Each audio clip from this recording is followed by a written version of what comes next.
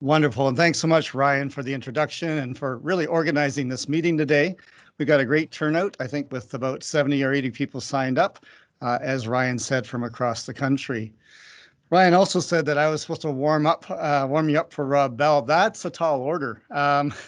Dr. Rob Bell is a passionate, knowledgeable individual who I've shared the stage with a couple times in the years past, and I've always appreciated my time with Dr. Bell, and I know you're going to enjoy him in just a few minutes and what he has to share. Just wanted to give you a little bit of a background and update on the GVF group of companies, Grand Valley Fortifiers being one of those companies within the GVF group. Some of you may not have met us yet, especially in the West, but we've been going strong here for over 60 years in Ontario. So GVF Group of Companies is really a group of companies focused on profitable farms and healthy food and improved lives as our core purposes. I think you're advancing for me, probably. Oh, I have a clicker. There it is.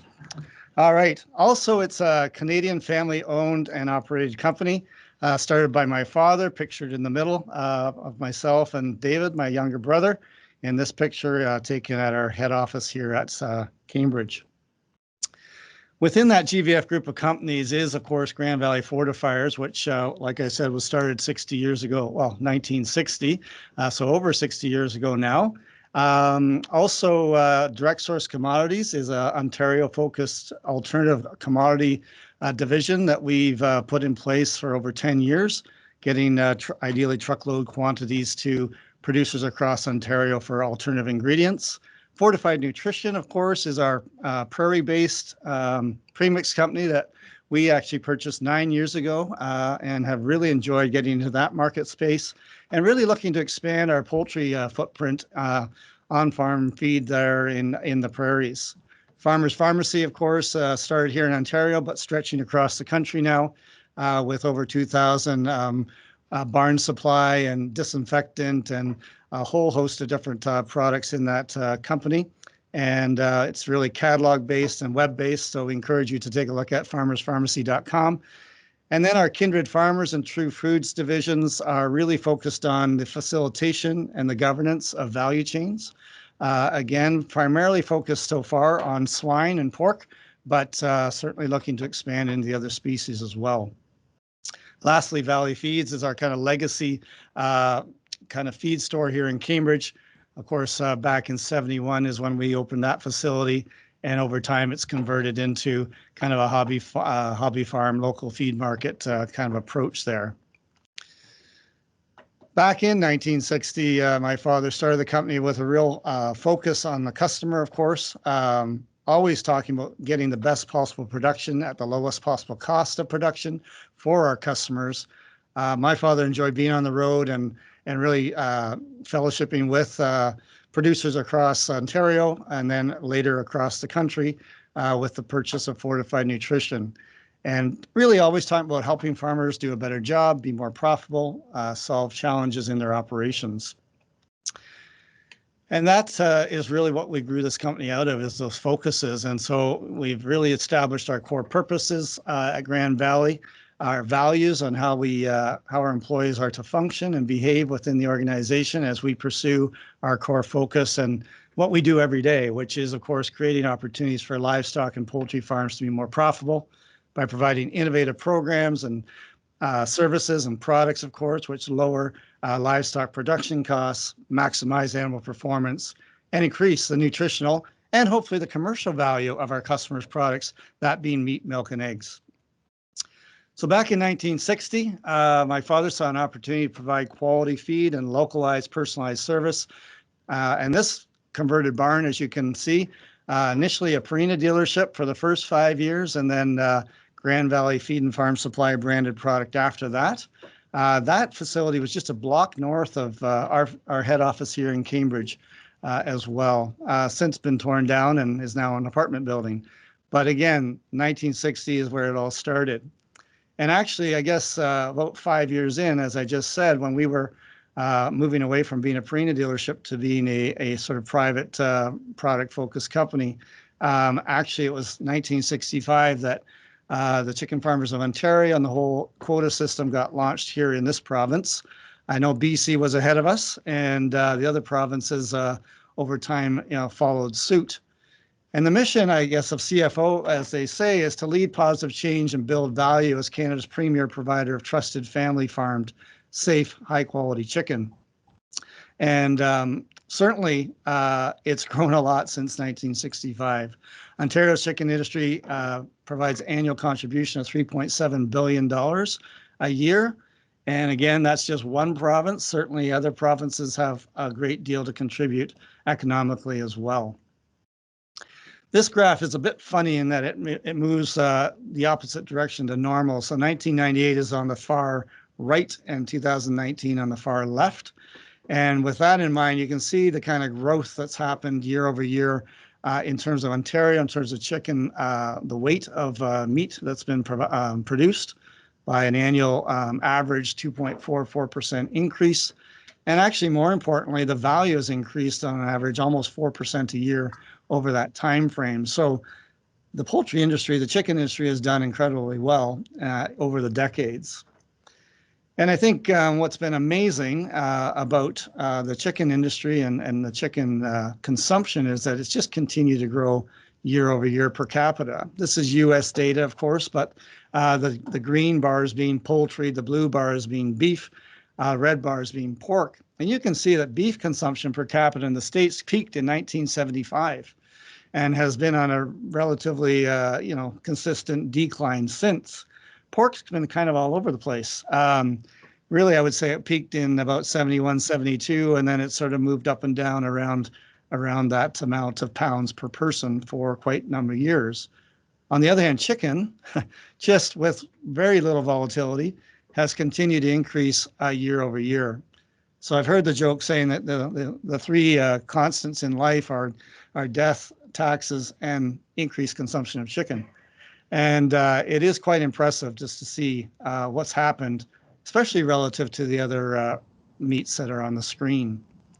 Of course, 2020 is already over, and here we are over a year into a COVID-impacted environment.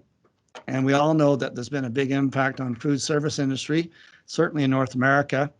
And, the questions really are being asked now, will per capita consumption of chicken flatline or decrease or continue increasing when we've got a very different food service industry, which has embraced the use of chicken, as quite significantly over the years.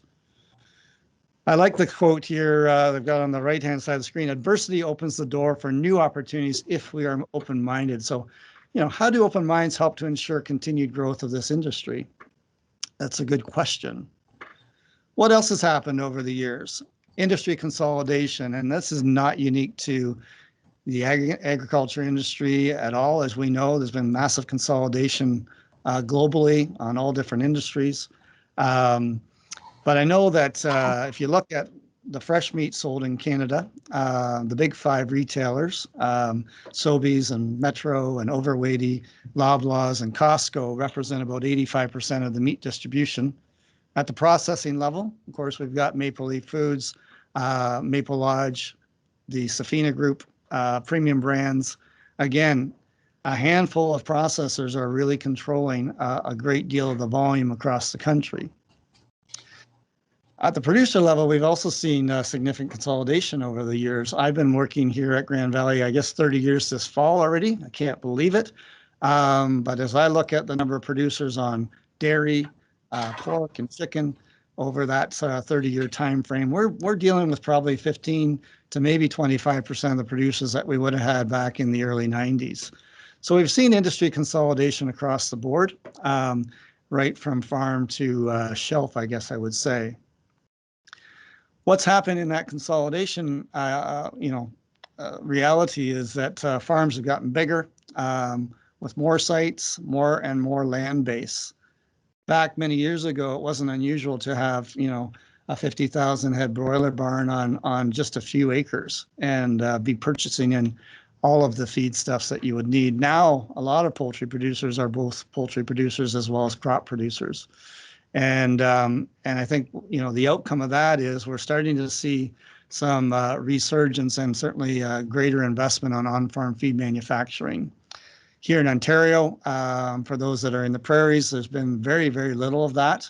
Probably I could think of 10 or 12 producers that have been making feed on farm for the last number of decades. And suddenly in the last couple of years, we're starting to see that growth and investment on-farm feed manufacturing going forward. I think we're proving that MASH diets provide good and cost-effective performance. And I do believe we'll see more large and medium-sized quota holders continue to investigate the opportunity of making their own feed. What else is going on? Well, certainly more quality and social contract oversight, I'll say. You can see what's happening here with the Chicken Farmers of Canada, with the on-farm food safety program, of course, the animal care program, and the sustainability program that is getting put in place for good reasons. Again, the domestic and I think international buyers are all starting to look seriously at the sustainability initiatives and goals of various industries in the agri-food sector.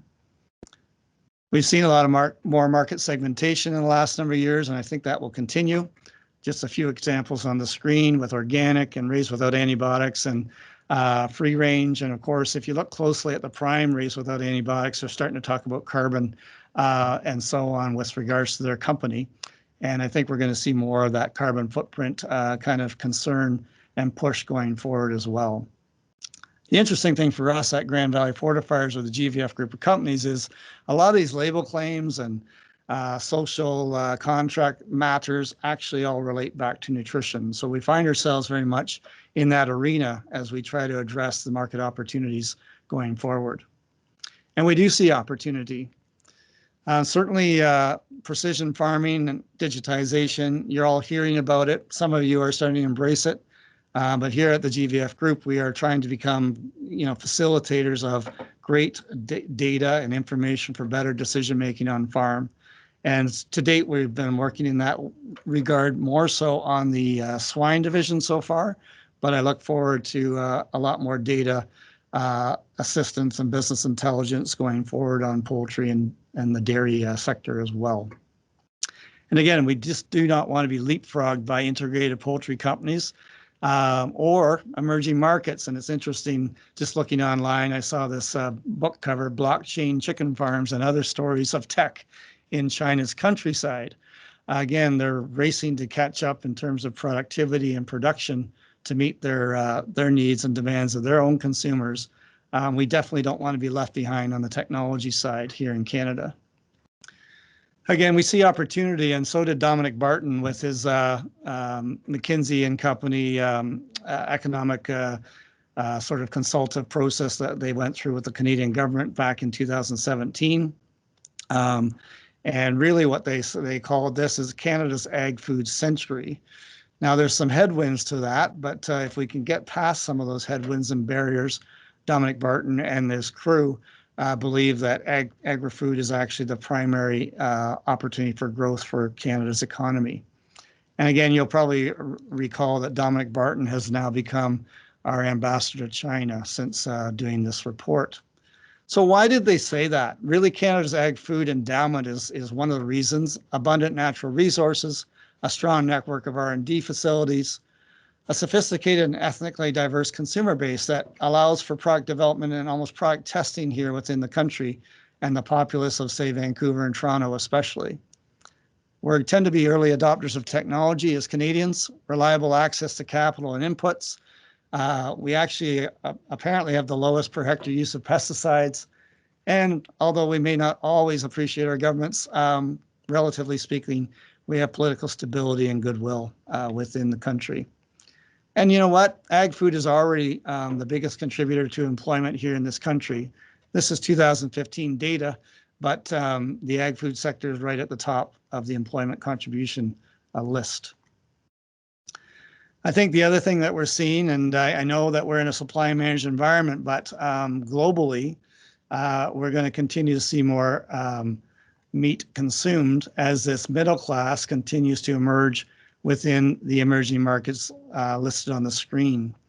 And again, you've probably heard that every year China has 35 million more folks in the middle class. That's the whole population of Canada every year joining the middle class. And India is, quickly catching up with 20 million per year falling into that new category.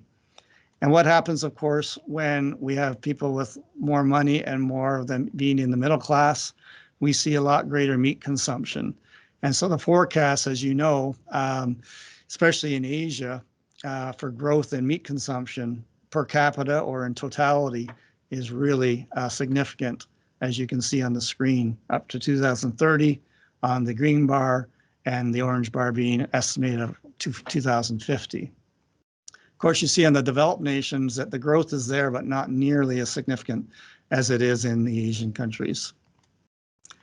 So again, everyone talks about the need for more pork in China. Certainly ASF has had a big contributing factor to this, but candidly, this graph was put together before ASF by EDC.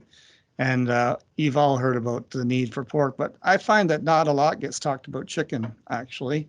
And this is a graph by EDC just showing the net poultry consumption in emerging markets in thousands of tons. And basically, their inability to supply their own needs is depicted by the upside down yellow bars on the screen going out only to 2020 on this graph. I believe these were put together in 2018, so that was a forecast. And then, of course, conversely, the increasing need for extra production and imports in those emerging markets going forward. And so, you look at the opportunity, and unfortunately, when you look at volume of chicken exported from Canada over 2008 to 2019, we actually peaked in 2013, even though global demand continues to increase. Yes, we have quota limits, but we are not capitalizing on those limits, I'm told. And I think that's one big area that as a country and as an industry, we need to do a better job to maximize our exports going forward.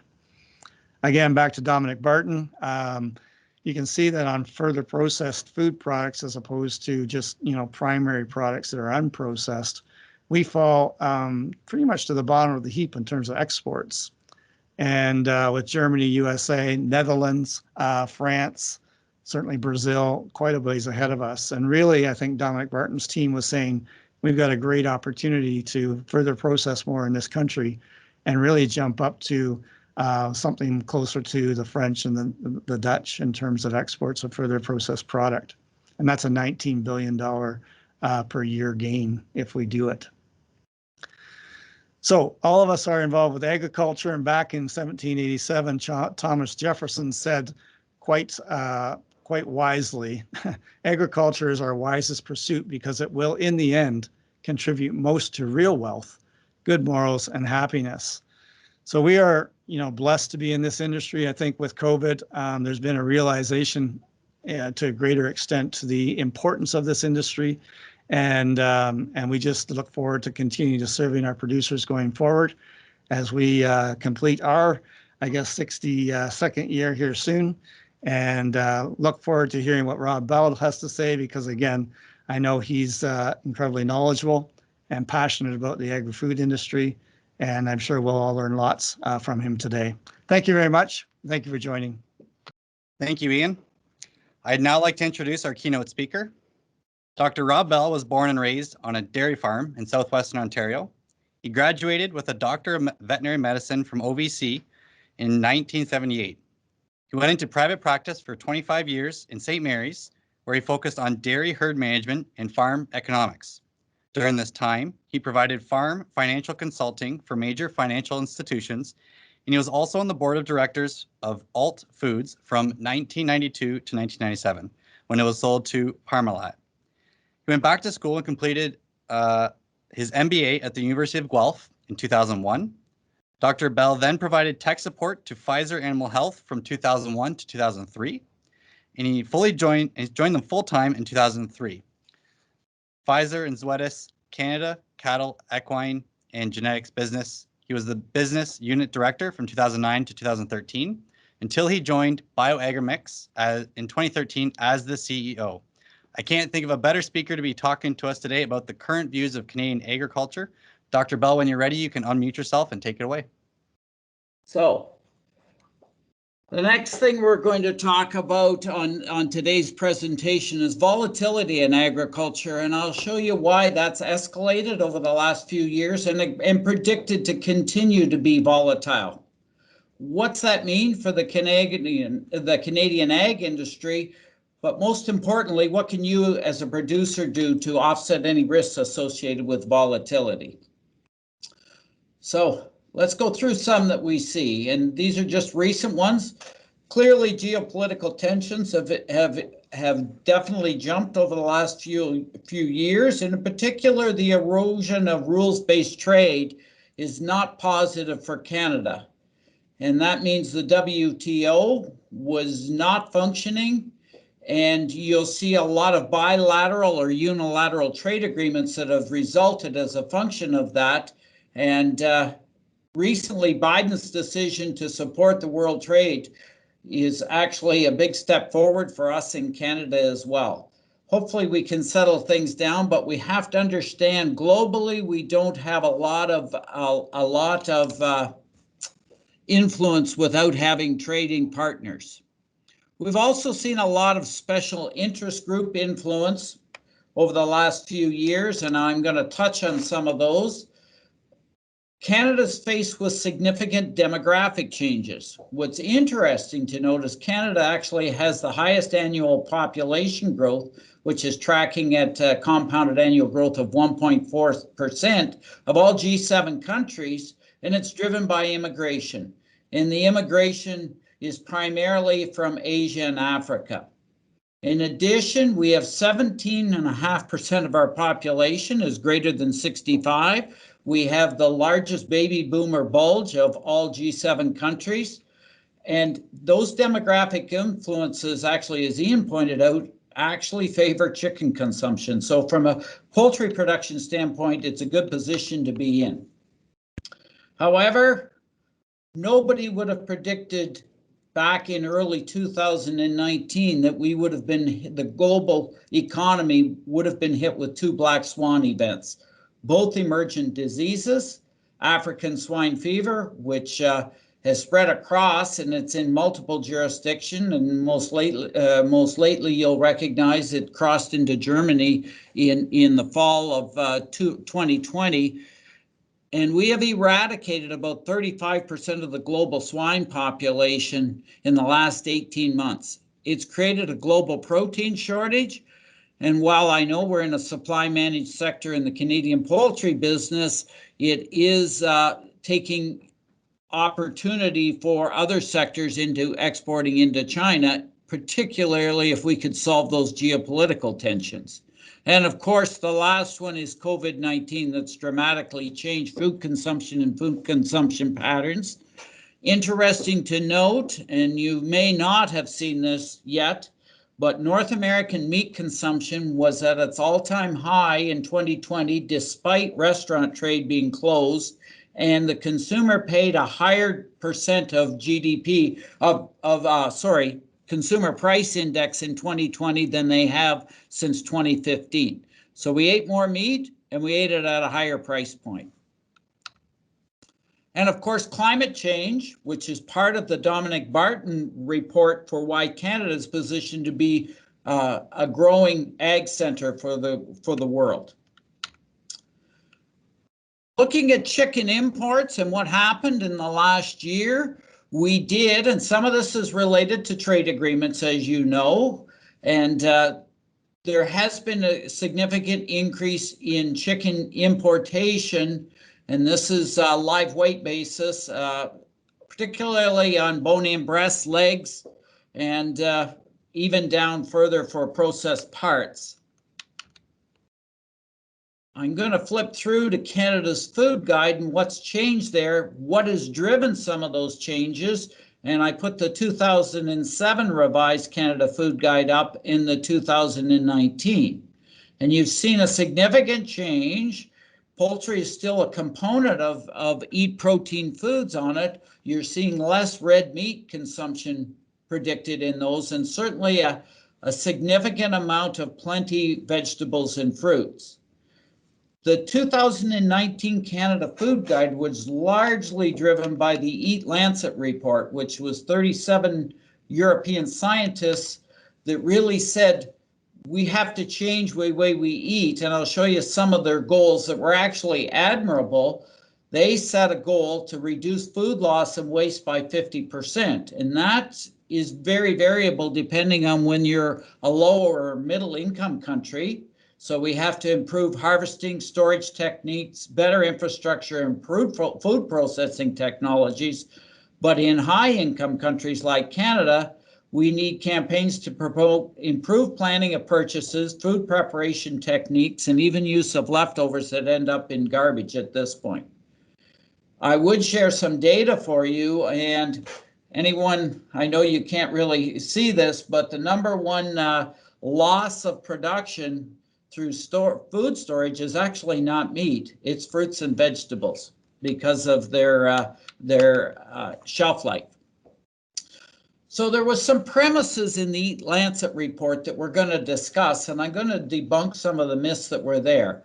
They are saying that current food production practices are threatening the planet and our unhealthy diets harmful to human health. They also stated that food production is the largest driver of global environmental change, i.e. climate change, pollution, biodiversity loss, and diet-related diseases are becoming more prominent and projected to worsen. And that's not necessarily true, but it is having an impact on consumers. So why would consumers consider plant-based alternatives?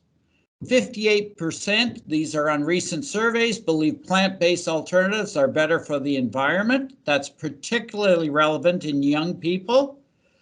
30% based on environmental and animal welfare make their decision to choose plant-based alternatives. 30% based on promotional efforts, and we'll talk a little bit about how promotional efforts can swing consumer purchase habits. 46 believe plant-based alternatives are healthier, but 47% do not believe they are any healthier, and 34% just say they're trying to eat less meat. But we have to look at this in its totality because a lot of their decisions was based on the impact on environment. And if we actually look at that on the UN FAO website and taking a look at it, agriculture has done a really good job at conserving environmental resources. We use less water per person for producing both plant and animal production now. We use less crop and grassland area per person. Our greenhouse gas emissions continue to decline. We haven't had the environmental impact that everybody blames agriculture for, nor do we use the water resources. And at the same time, we've increased productivity significantly over the last 20 years. But we have to consider what we're doing for the future for an environmental footprint. And this is actually published by Chicken Farmers of Canada. It says if a third of the Canadian chicken production took 2 weeks longer to finish, it would dramatically increase the amount of water, kilograms of feed, kilograms of manure, increase production costs, and use over 100,000 more acres of land. And they cite reasons for that, which is reduced genetic potential, but another key consideration is abandon the use of technology. And we're going to talk about the use of technology in farming a little later on in the presentation.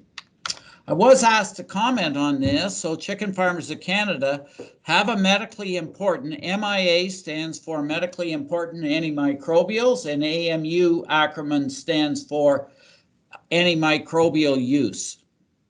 So this was really driven by a report that leaked on the extra label use of category 1 antimicrobials, primarily in the chicken hatchery industry, which really backed CFC into a corner and forced them into making some decisions on antimicrobial use within poultry production.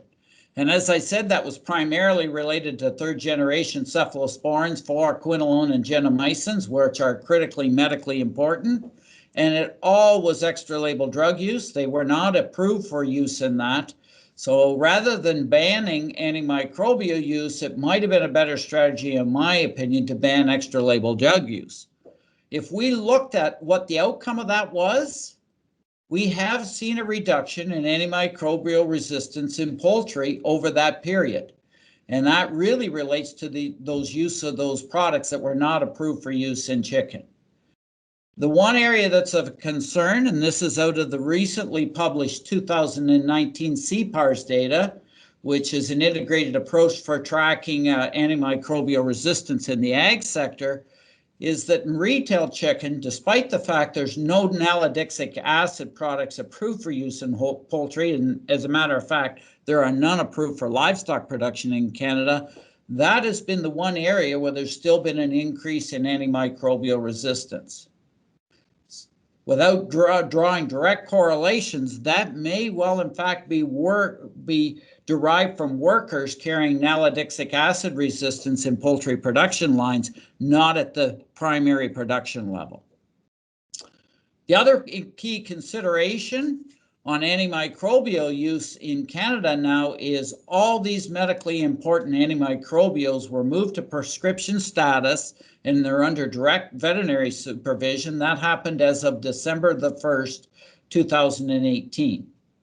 As many on the call are aware, Chicken Farmers of Canada banned the preventative use of Category 2 antimicrobials, which would have included virginiamycin, macrolides such as tylosin, and penicillin. That was banned back on January 1st, 2019, and they are considering banning the preventative use of Category 3 antimicrobials. However, that has been delayed, and that would reduce the preventative use of bacitracin and avilamycin. The product name would be known as Cermax. It's going to leave us with less options for treatment, and there can be some unintended consequences of these as we look forward.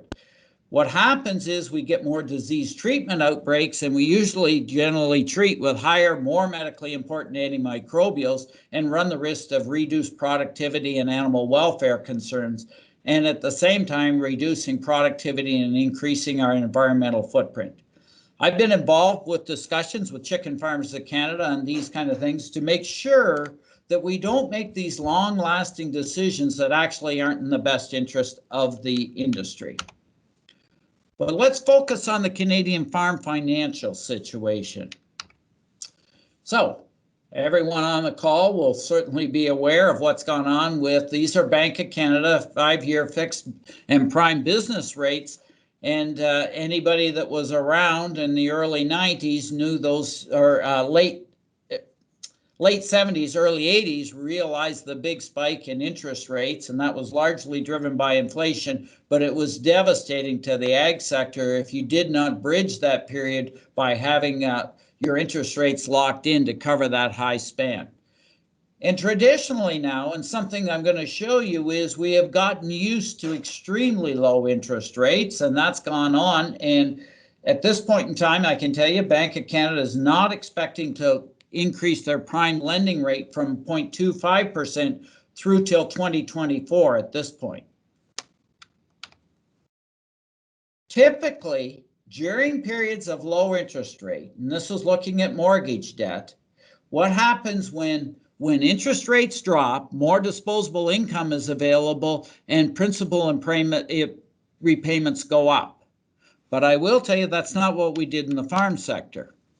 As a matter of fact, what we did is double down. So farm debt has increased on the back of low interest rates during that period. And we've escalated farm debt, and there are some risks associated with that. I will tell you it's prudent to borrow money. And it is prudent to borrow money at low interest rates if you can put that to work and actually generate a better return on investment than the interest rate you're paying back to financial institutions. So it's not a bad thing. It does create an element of risk for the Canadian ag sector, though. So let's look at broiler financial considerations, and we're going to look at this in a little more depth later on. Interesting to note, and this is again Chicken Farmers of Canada production data looking at the top quartile, upper middle quartile, lower middle quartile, and the bottom 25%. I will share a little more thoughts on this as we go along, but you can see if you're in the bottom quartile, you're actually in a net loss situation based on this was 2019 data that was available. So although we think the supply managed sector can protect you from all ills, that's not necessarily true, and we'll focus on that when we dive in a little deeper onto financial considerations for broiler production. You're not alone. There's Ontario, the Ontario Dairy Farm Accounting Project, which has shown while we've seen revenues kind of stagnate, expenses have increased and net farm income has eroded at the same time that we've stacked on additional debt. And that's where the risk comes, and I'll share more thoughts on that as we get to it. But the supply managed sector takes out all the volatility that you'll see at farm gate pricing, and that's Ontario farm gate pork pricing. And I didn't take it through till the end of March. That's in February. I can tell you from January 1st of 2021 till the end of March 2021, Ontario farm gate pricing for pork has jumped 65%. And there's a few reasons for that, but we won't focus on that today. Part of it is the global protein shortage, and we do export 70% of the pork we produce. So, and part of it is related to global production. Even the US production is down somewhat. And if you want to really be risky, you can take a look at the feedlot sector. And as you can see, since 2017, and I could have drawn this out until the end of March, there's only been about 4 months in over 3 years that have even been in a profitable position on feeding cattle. So it is a tough market, and there was a lot of erosion of equity out of the feedlot sector through 2021, particularly if you see some of those losses if you didn't have a risk management strategy of over $600 a head in Q2 of 2020. So traditionally, and here's the slide brought on ahead from what I showed you before, which is these lower interest rates have continued to decline, and we've gotten very used to it. But we shouldn't always think that that's the way interest rates are going to be. If we looked at historical interest rates, they do tend to float out between 4 to 6% in Canada overall. And one of the risk assessments of analyzing your financial statements is, could I survive if my loans went to 4 to 6%, even use 5%? Now, there's a couple considerations, and I'll touch on that a little bit later, if you couldn't survive, that we consider as options. So what do livestock producers do? What should we do? Well, first and foremost, I'm going to tell you, and although we're all family businesses in this, you have to begin your business plan with a sound strategy. There's multiple definitions of this, but this one works extremely well for agriculture. It's a decision-making process that you go through. So you have to have a pattern that integrates your organization's goals, policies into a cohesive whole. You need a well-formulated strategy that uses your resources into a unique and viable posture based on how good you are internally and recognizing your shortcomings and anticipated changes in the environment. And given volatility in agriculture, that becomes paramount. I should have highlighted that in bold. You have to look at anticipated changes in the environment and contingent moves by intelligent opponents. Now, obviously, this pertains to all businesses, but it does apply to agriculture. So I'm going to talk to you about basic business strategies. And there's only 3. It doesn't matter what business you're in. We're going to distill it down to 3. You can be a low-cost producer. And that is what most people for commercial broiler production can do. You really need how to focus on lowering costs, and I'll talk a lot about that. And that is a competition-based strategy, which is why I showed you those financial structures from broiler production across Canada early. If you're going to be good and you're going to survive in a low-cost production strategy, you got to know what good looks like. You want to know how good other producers are doing. Or you can certainly have a differentiated strategy. You can target a key market segment, and Ian showed some of those earlier that are available.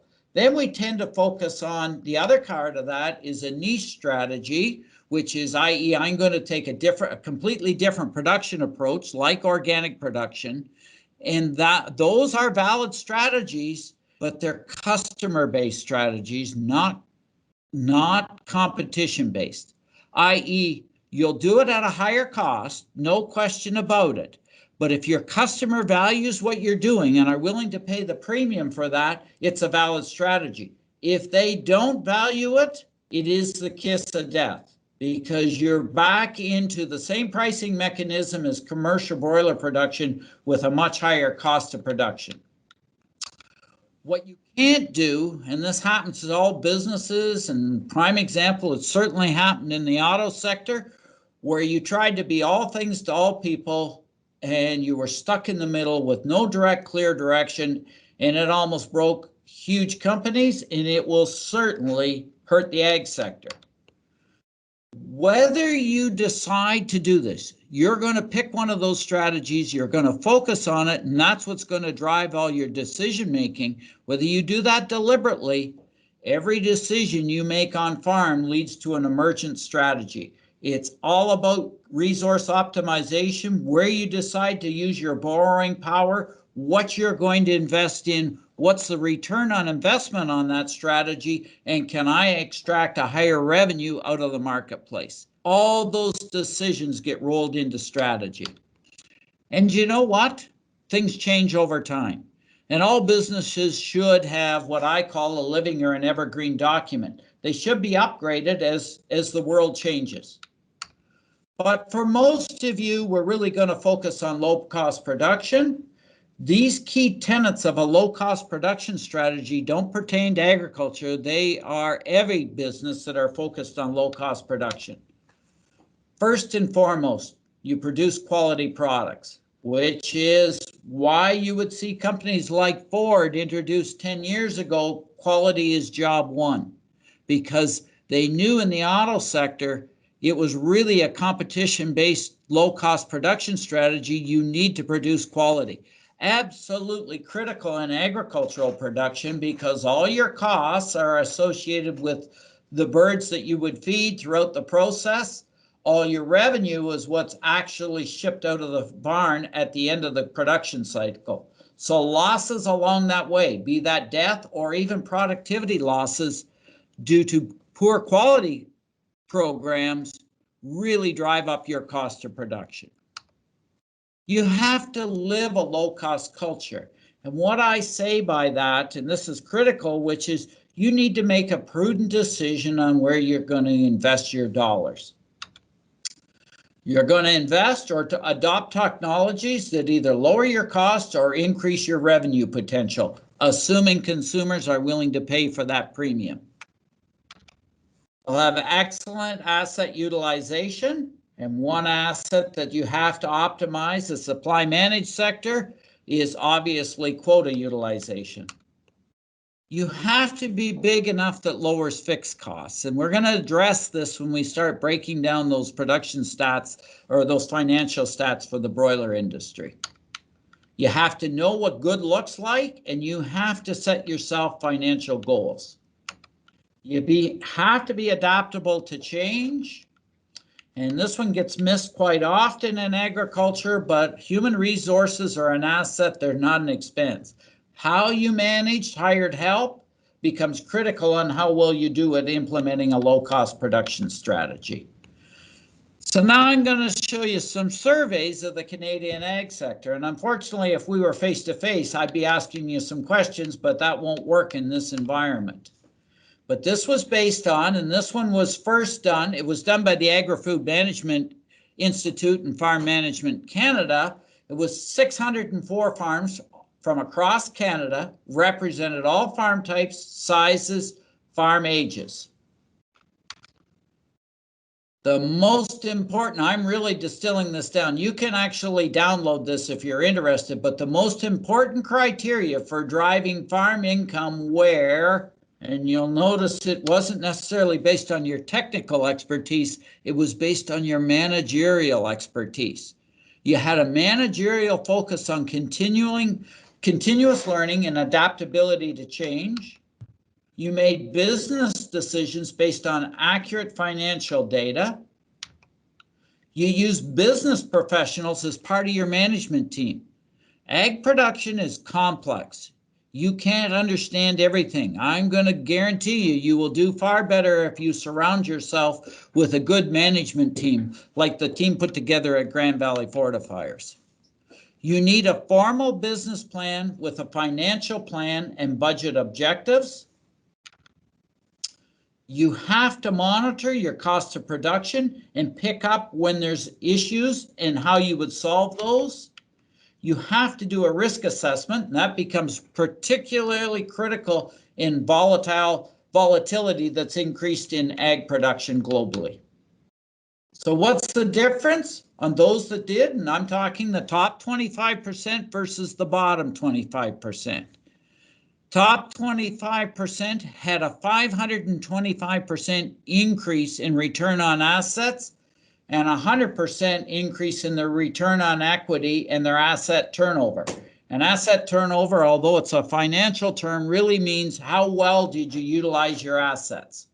And they had 155% increase in gross margin. The next part is the surprising part. There was no difference based on farm type.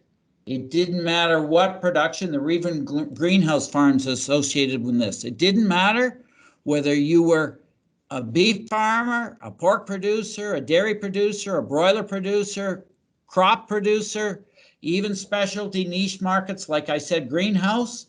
It made no difference. Those that did a really good job on those key criteria were successful no matter what. It had no bias towards whether you had an off-farm income, but obviously, and I don't think this would be too difficult given the consolidation and the capitalization required in agriculture, there was a bias, an improvement towards larger farms. There was no difference, I should back up. There was no difference in age of the farmers, believe it or not. So being younger wasn't necessarily an asset. But I will show you, this survey was conducted again in late 2019. Obviously, COVID-19 has slowed it down, but I'm going to show you what the results of that 2020 went into Q1 2020 as well. Nothing has changed since 2016. Most important criteria for driving farm income were managerial focus on continuous learning, adaptability to change, using accurate financial data, having business professionals as part of your management team, a formal business plan with a financial plan and budget, a cost of production monitoring, and a risk assessment. That is the same. They also pointed out that you needed to improve your financial literacy. Are you using a recognized and robust accounting system? You cannot just do a cash accounting system. You need an accrual accounting system, and running two sets of books is certainly an option. Is data entered in a timely manner by a qualified person so that you can actually use that data in real time for making decisions? Is data available for review at a moment's notice should you want to make, let's say, a capital decision? Can you analyze your financial trends past, and are you any good at running what-if scenarios, i.e. projections for the future? And do you use your data when making business decisions? It hasn't really changed since 2016. It's just becoming even more important that you have a business plan and understand the financial implications of your decisions. You need to know what is making you money and what is not. So if you are a cash crop producer and a broiler producer, you should run two sets of books. You should run one on your cash crop business. You should sell that feed, if that's what you do, to your broiler operation and run them as two separate entities. And it was kind of the strategy that actually grew Walmart. Sam Walton decided way back in his hardware store that he was going to run a separate set of books for every 4 foot by 4 foot square. So 16 square feet in his hardware store, he ran a separate set of books. He said, you never wait for the store to go broke. You look at each one of those segments. If that segment isn't generating the return on investment, you quickly take it out and replace it with something else. Now, I know that's not such a simple decision in agriculture because you got significant capital costs associated with decisions in either buying quota or building facilities and feed storage, all those. But it doesn't mean you shouldn't be evaluating it. So you need to know, if you're going to do an enterprise analysis, how many distinct businesses, and you have to benchmark comparable data versus your peers to identify opportunities for improvement, which is why we're going to dive into those financial statements, and you have to have a budget. Do you have a budget for each farm enterprise? And do you review your budget and your financial plan when making decisions? Understand that assets is, that's your balance sheet, that's solvency. But you have to use your capital to drive cash flow. That's liquidity, i.e. if you borrow money and can't make your debt repayments, then that you get yourself into a cash flow situation. That's a liquidity crisis. Do you monitor cash flow to ensure you have working capital to weather storms, i.e. I just told you that volatility's up, and seize new opportunities? They also did something in the 2020 survey that's slightly different. Why did farmers, this isn't new, why did they not adopt some of these business principles? And here is a high risk. Many farmers feel their farm is succeeding without having to do all this. That may have worked in the past, it will not work in the future.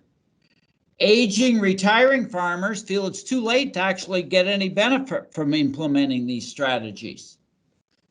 Farmers are busy, I understand that. They don't have the time, but critically, many farmers don't know where to start. They haven't had any financial business training.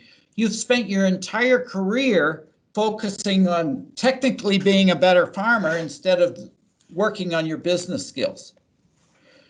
And then you have to get others on board when adopting more formal business practices, i.e. surround yourself with that management team. And here we are where we find ourselves today. We're all bombarded with information. And it's very difficult to take data, convert that into information, and actually make a decision, which is when that becomes knowledge. So having information and not using it for decision making, another big mistake that's made. To do it, you need that team. I've seen a lot of ag producers throughout my career that are just waiting for that next evolutionary change that will help them. The big keys in managing your business today is implementing what are known things. What are the good strategies? Knowing what good looks like and adopting them and making sure they function on your actual farm.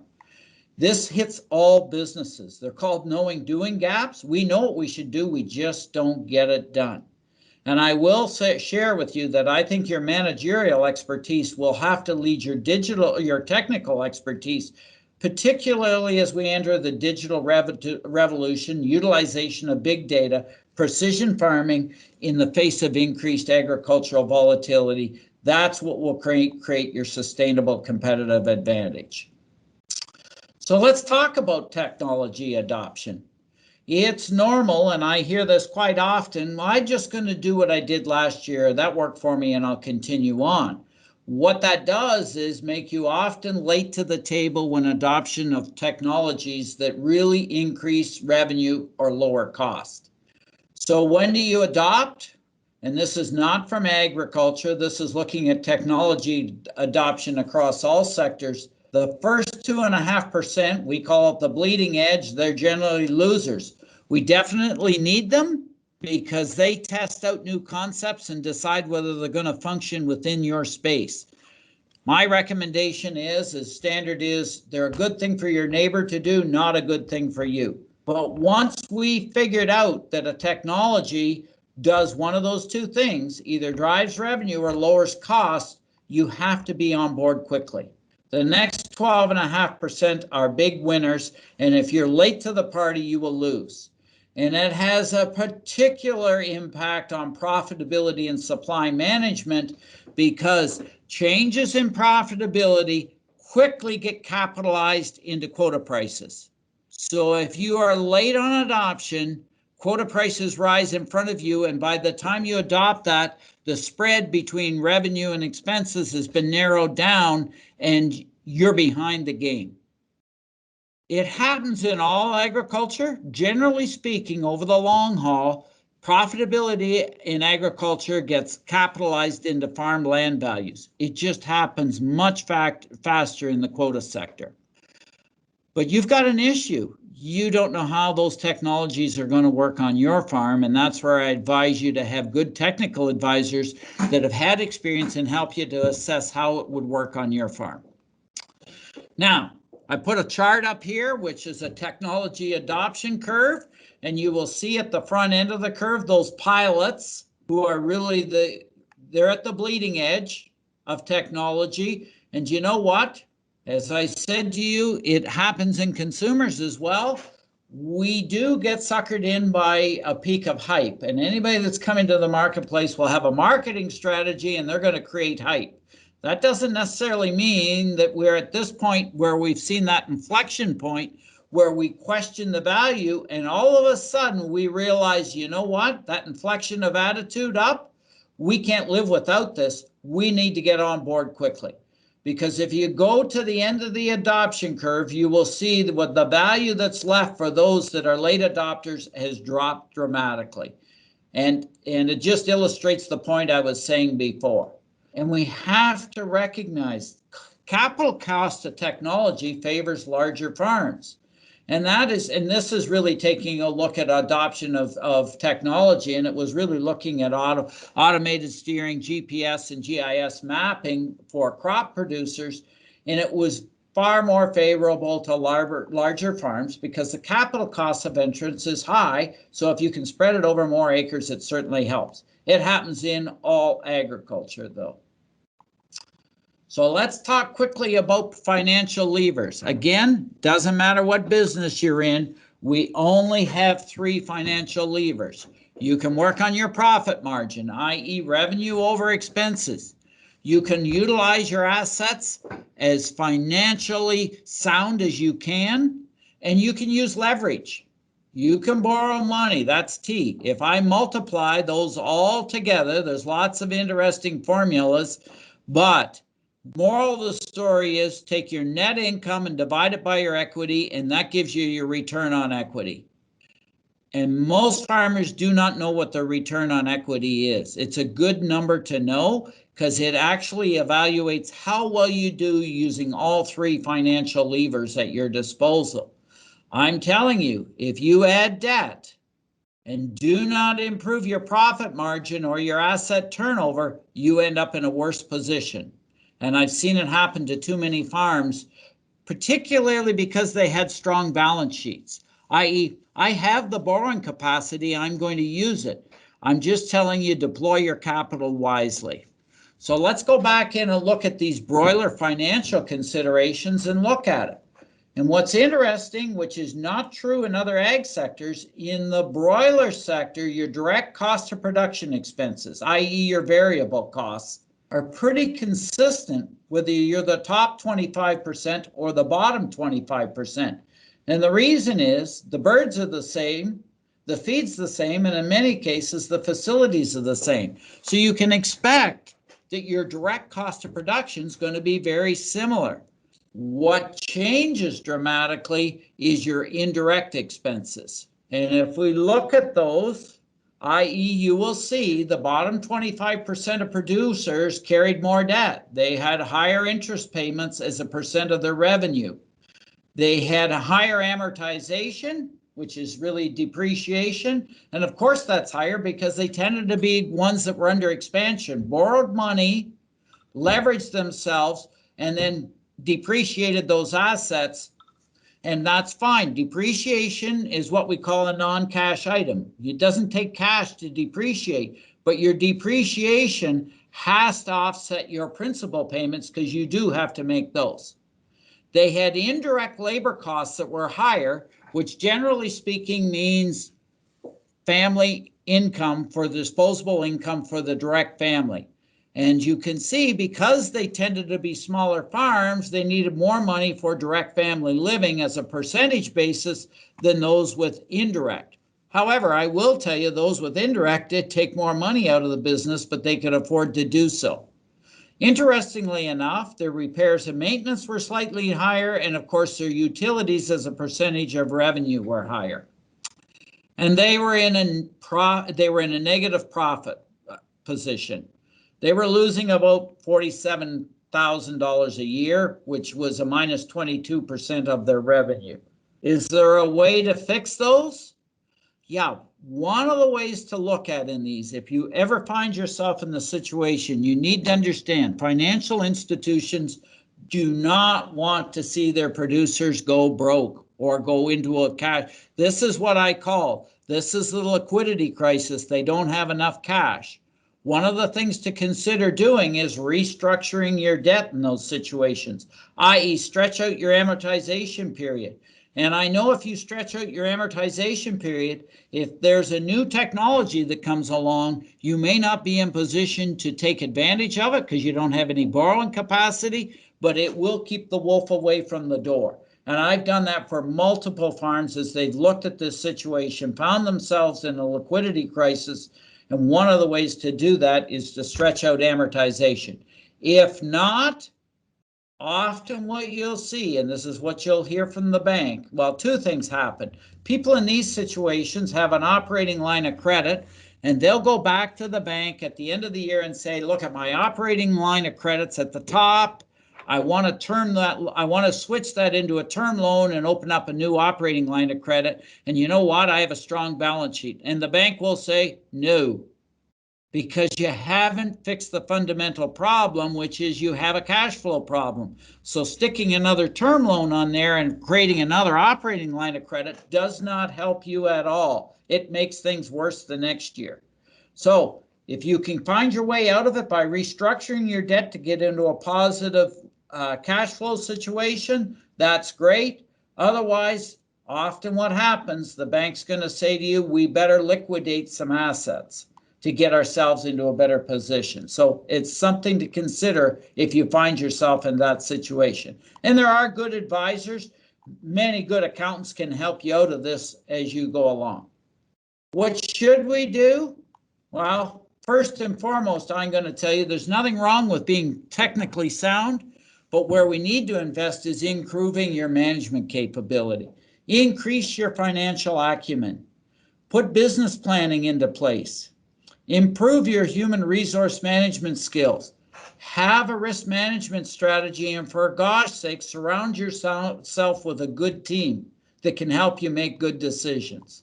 And that's this management team, including third-party advisors that are knowledgeable in poultry production, but are aligned with your farm goals. And I've sat at many kitchen farm tables and had the advisors there from the rest of the management team, and the farm had never communicated what their farm goals were. Was that a growth strategy? Was that a hold and reap strategy? Was that a succession plan? Your advisors are only as good as what you share with them. You have to make your business decisions, including capital deployment, based on good financial records. You have to have good predictive models for making decisions on what those what-if scenarios will look like when you deploy your capital, because it's getting very expensive, and you have to have prudent risk management strategies. Could you survive an interest rate hike, for example? I will tell you, and this is Brad Simpson, who's the Chief Wealth Strategist, investment is about the process of decision-making, not about the decision themselves. You can make one or two bad decisions with a good result. What you cannot do is make a series of bad decisions over the long term and not have it end badly. So that's going to finish my presentation. I'm going to go back. Ryan, if I could, I'll make one other comment. And this is critical given COVID-19. There were 2 surveys done in late 2020 on consumer attitudes in Canada, one by the Centre for Food Integrity, which many may have seen. The other was done by the University of Guelph. And consumers have changed.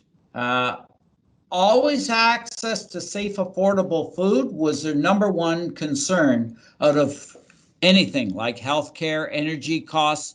Safe, affordable food has always been at the top of the list since 2016. It escalated in 2020 as a percent of disposable income destined towards food increased.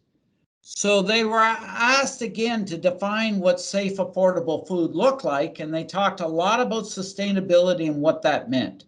One of the key findings that was somewhat surprising is they think farm profitability is a key component to sustainability. And I would have to agree with them. And, I don't want to talk about other sectors, but they have certainly been hurt significantly throughout COVID-19. I'm not saying broiler production has not, because you've certainly taken a hit on quota. And the other component of it was, obviously, they like to source locally. They have more skepticism of imported food, particularly from some countries, and we won't get into that. They also want to see part of sustainability is technology adoption. They think that's critical. Sometimes we want to go after some niche markets that are actually going to take us backwards. I would advise you, if you're evaluating those, to have a sound business strategy to ensure that your consumers are willing to pay for those strategies going forward, because this world has changed. We are very fortunate in Canada. Less than 10% of disposable income goes towards food consumption, and that included dining out as well.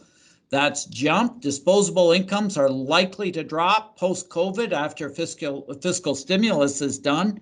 And we need to be cognizant of what the future looks like. And that was my last parting comment as we... All very good points. Just as a reminder, if anybody would like to ask a question, you can type it into the chat box or you can raise your hand. Those buttons you'll see just to the left of the leave button. Don't hit leave. We're not done yet. But just to the left of the leave, you'll see a chat bubble. You can click on there, or you'll see a little smiley face with a hand beside it, and that can raise your hand if you'd like to ask a question. While we're giving people the chance, Dr. Bell, I'll give you a question. What's your current view and outlook for the supply management sector for both dairy and layers and all poultry quota systems? We always have the neighbors knocking at the door who want more access, and the government stands firm and says that supply management will always be around for the sectors that it's in. But can you give us an opinion or some foresight into what you think about that? Yeah, I'll give you 2 comments on that. One is supply management has actually worked quite well for those sectors in Canada, particularly the poultry sector. As you know, with an aging population, a growing population, fluid milk consumption continues to decline. We looked at it when I was on the board of directors of Alt Foods. It drops at about 1% a year, but it's been offset by growth in the dairy sector and what we call the specialty side of it. Cheese consumption's gone up, yogurt consumption's gone up. Even last year, ice cream consumption went up significantly. Butter was bad, butter's good until we hit Buttergate this year, but we won't get into Buttergate. But there's a lot of things favoring poultry consumption in Canada in the supply managed sector. I know we do have trade agreements that will have some impact. I don't want to talk because I'm not part of those trade agreements. It's unlikely that we will gain much out of the European trade agreement, the CETA agreement. And I don't know if you know what Article 118 is, but it's coming into force now, which is where we thought there'd be growth for swine and or for pork and beef exports into those nations. Article 118 is likely to block that. And you need to know that Europe's a master at non-tariff trade barriers, and Article 118 would suggest that if you don't raise it under EU rules, product isn't eligible for export to Europe.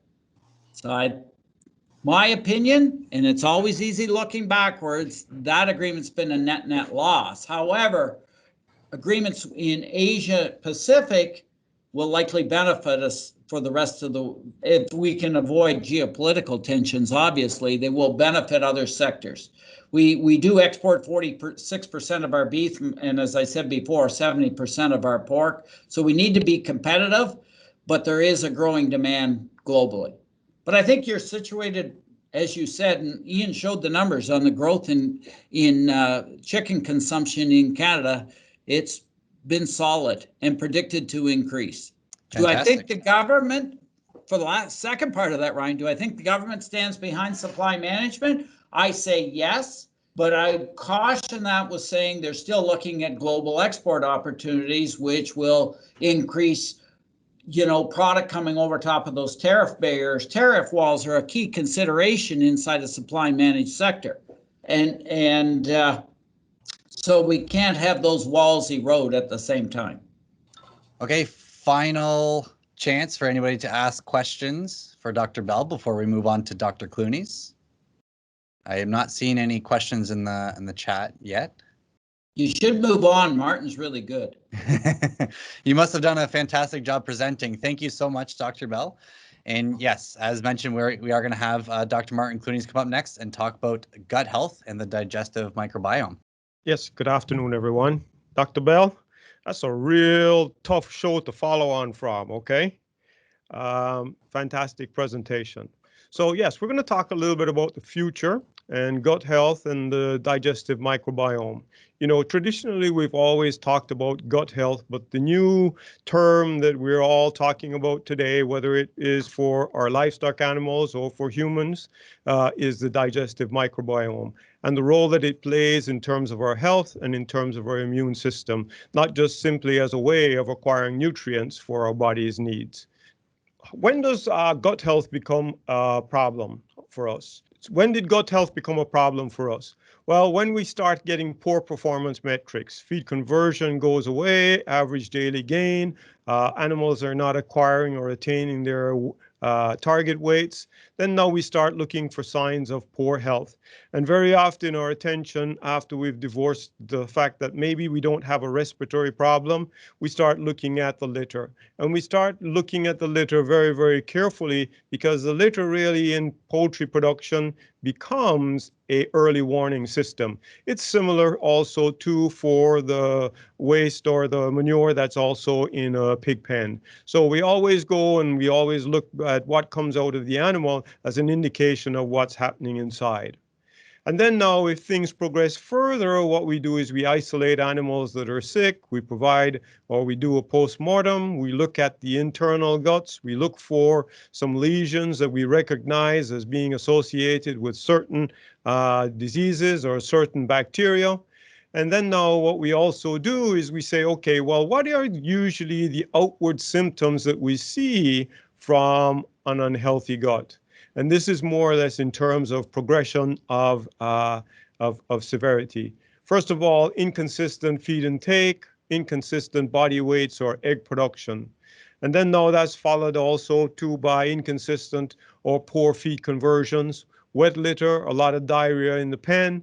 And then now finally it basically ends up as an incident of some sort of enteric disease from E. coli, coccidiosis, necrotic enteritis, or salmonella.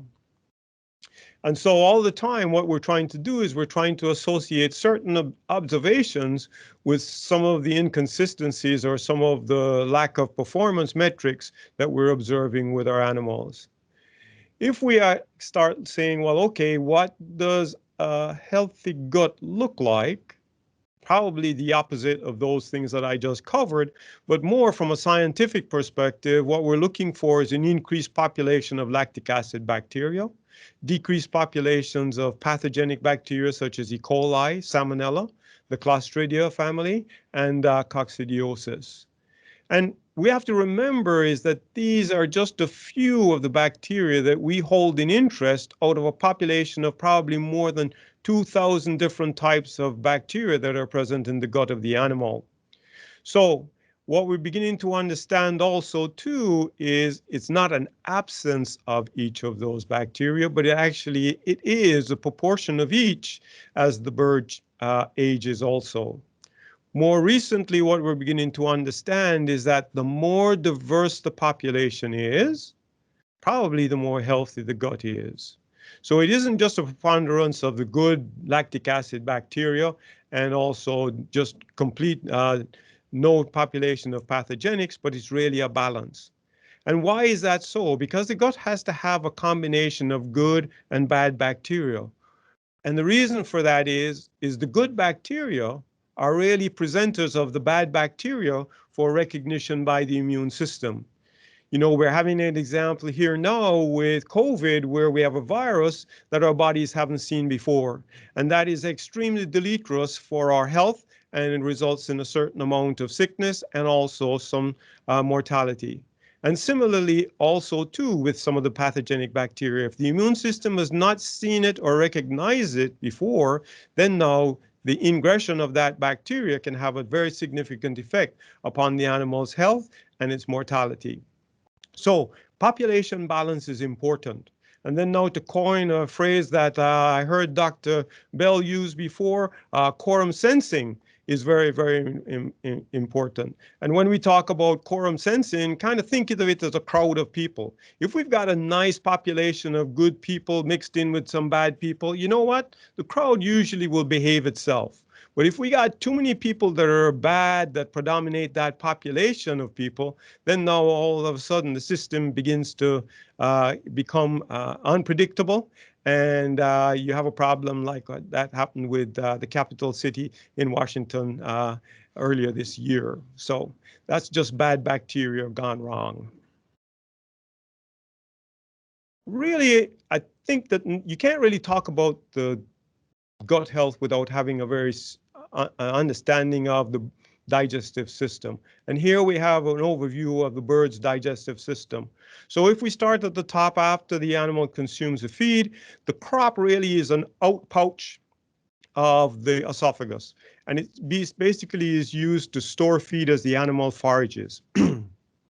And then now after that, and in that crop, what actually happens is you see those numbers there, they really relate to what the pH is in each of those segments of the digestive tract. And so the crop has a pH of between about 4 and 6.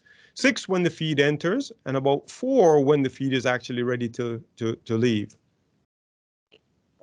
And this occurs really as a result of fermentation of the feed beginning in the crop. Thereafter, it's moved to the proventriculus, which is just like our stomach. We have secretion of acids, and we have also secretion of enzymes.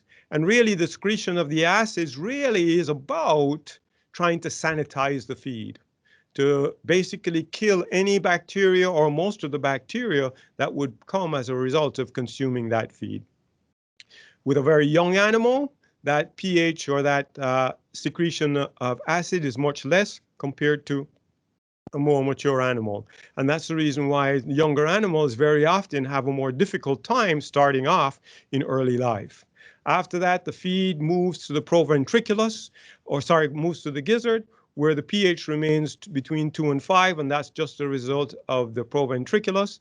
But now the feed is grown to a finer particle size, where the gizzard acts as teeth for the bird that doesn't have teeth in its mouth. After that feed has been grown to a sufficiently small size, it's released down to the rest of the digestive system. In the duodenum, the feed is neutralized now, other enzymes are added, and digestion begins to take place at full speed. And then now as the feed makes its way down through the intestinal system, through the small intestines and the large intestine, nutrients are absorbed. We see the ceca here.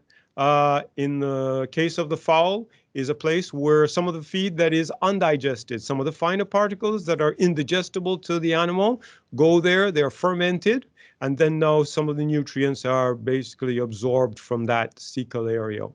Now, one of the things that you have to understand about the chicken digestive system, it's very unusual. The chicken can actually take feed and it can move that feed in reverse peristalsis from the cecum area and carry it all the way back almost to the duodenum, right back to the beginning of the small intestine.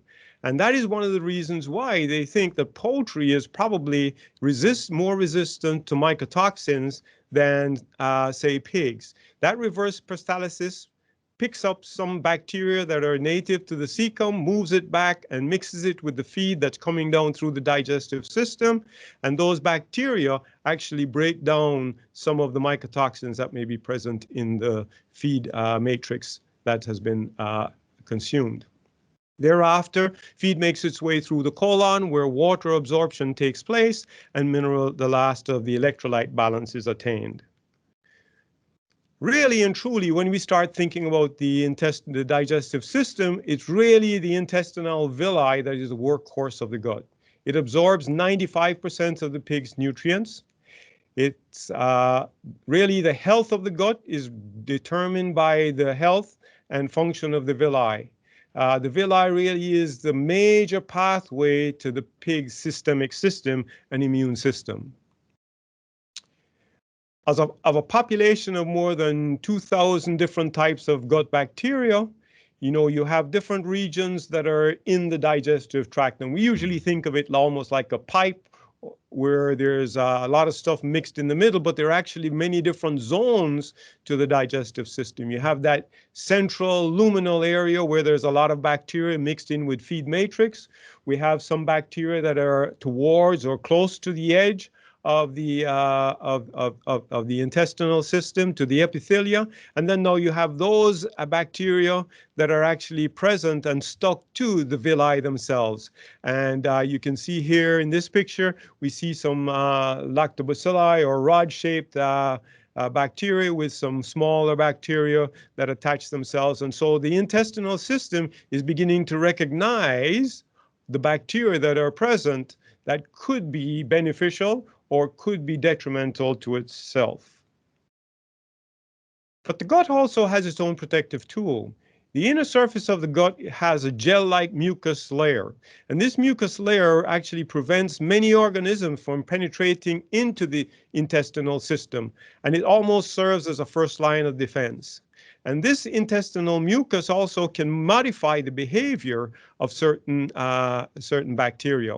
And also, too, it seems as though this mucus layer is very, very species-oriented, with some enhancing the pathogenicity of certain bacteria, while certain of those mucinous areas are resistant to the pathogenicity of certain bacteria.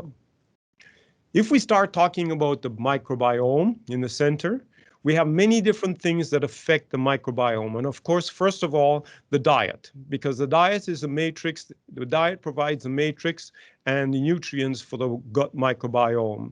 And then now that gut microbiome also sheds itself or sheds bacteria into the litter, which subsequently can be consumed by the animal or manure in the pen.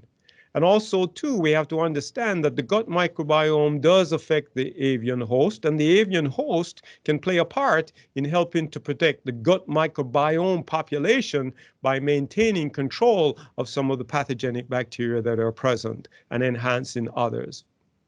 We also have to remember water, very often the forgotten nutrient, has a tremendous impact on the gut microbiome because water in itself, while we often think of it coming in a bottle, very pure, water itself has a whole life that it brings to the organism that consumes it.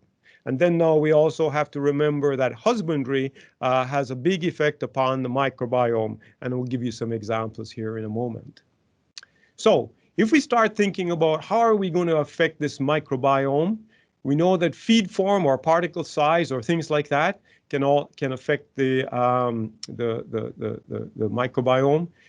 Feed formulation, what ingredients we choose to put in that feed, also has a significant effect. We have the impact of husbandry practices such as density, out of feed events, and other things like that. We have to understand that also, too, the role of water has a contributing effect to gut wall because water comes with its own bacterial population, but it also comes with its own buffering capacity and therefore affects the pH in the early part or in the stomach of the animal. And then now we can start talking about alternative strategies that we can use to improve gut health. One of the things we have to remember is gut health sometimes is affected long before the animal reaches you in the case of poultry. The gut microbiome of the chick can often be determined to a certain extent by the hen's health status, or to that very early exposure to feed or environment in the hatchery or on first arrival at your farm. So let's just spend a little bit of time on feed form. And I'm going to talk about it primarily here as it relates to particle size. The diet has the greatest effect on a microbiome, as many components that escapes the host digestion serves as a substrate for the growth of intestinal bacteria. Fine particle size which improves the digestibility of feed also increase the risk by a larger percentage of those particles that are less than 250 microns, having a significant effect upon the health of the gut. And so feed strategy challenges can often be found by just simply increasing your particle size as a first strategy before you even start thinking about interventions with other things such as medication and acidification. In terms of different ingredients that we use, we have wheat, which uses soybean meal supplementation. Soybean meals can sometimes be very harsh on the animal's digestive system, especially very young animals. Wheat reduces soybean meal supplementation simply because of its high protein effect. Soy meal is a very digestible protein, but very often very high in fiber. Extruded beans is very high in protein and oil, but can be variable in processing. Canola meal, which replaces soybean meal, is very good, but it's very difficult to use sometimes because it's high in fiber and low in energy. DDGs, which is very popular, can be high in toxins, which is usually anywhere between 3 and 4 times the amount of toxins that would be resident in just raw corn. But it's also high in fiber and has some very particular unusual carbohydrates, but it is relatively cheap. Wheat shorts is lower in energy, it's cheap, and it improves pelleting, but also too, it also has some indigestible fractions. And then now we also have some of the things such as enzymes where we can add those to reduce the amount of certain ingredients that we need to use, or we can use different enzymes to improve the digestibility of some of the ingredients that are above that might replace soybean meal. So if we just take an example and we look at wheat, shorts, middlings, and corn byproducts, they have very high levels of non-starch polysaccharides. And these non-starch polysaccharides are very slowly digested by the animal system and partially by the bacteria that exists in the lumen of the gut. And so these also favor the proliferation of certain pathogenic bacteria such as Clostridia and predispose the young chick to necrosis or necrotic enteritis. It has been suggested that these high levels of polysaccharides leads to increased digestive viscosity, which also disturbs the mucinous layer, which is very protective to the animal's epithelial system. We also know that certain ingredients, such as animal fat, may actually reduce or increase the incidence of Clostridia, but a lot of our decisions are going to be made around using those ingredients based on their price. And so based on their pricing, we typically will continue to use those products in the years ahead. So another thing that we have to consider is really what is the impact of husbandry.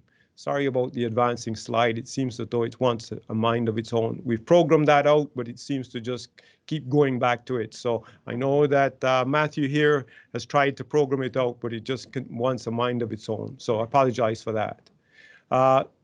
So less than ideal situations cause the animals to behave in certain ways.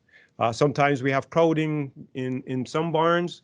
We have animals that are cold, they fail to move, they fail to eat, and as they fail to eat, then now we have some other problems that occur.